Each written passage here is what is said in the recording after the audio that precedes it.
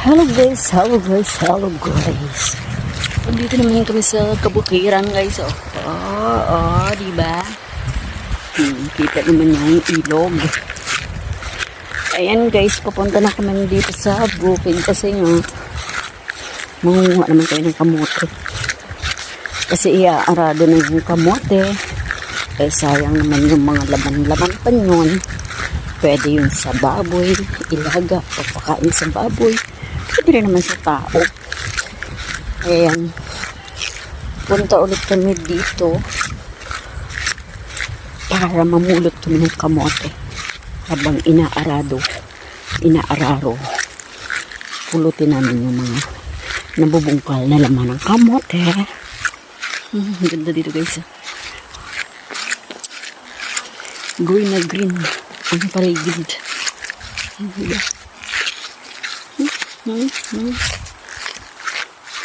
Ako rin dito sa bukid. Alam niyo guys, basta pag tayo dito sa bukid ng tanding, hindi tayo magulitong. Basta may magulay ng rooftops. Tawag na lang para buhay. Yung mga kalay. Yung sikal lang lang buwan natin para umahin pa kong beses sa kayo. Yung pa kong beses sa mga ganyan magkarin. Ayan guys, yung kapit dito sa kamote. Yan guys, yung kamote.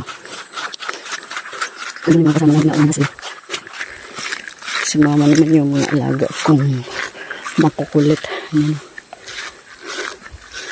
Nagtatalon-talon. Gustong gusto nila dito sa bukid. Ayun, makukulit oh.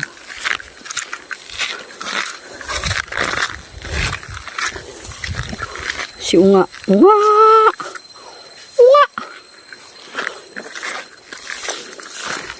Tingnan nyo guys, napakalago na ng mga damo dito.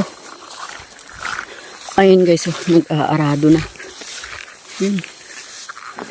Ayun oh.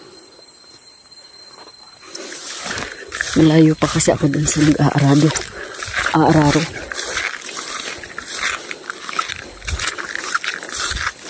Ito guys, yung mga kamote dito. Puro na damo. Yan. Aararuhin yan. Para palitan naman ng bago. Yan guys, so yung nag-aararo.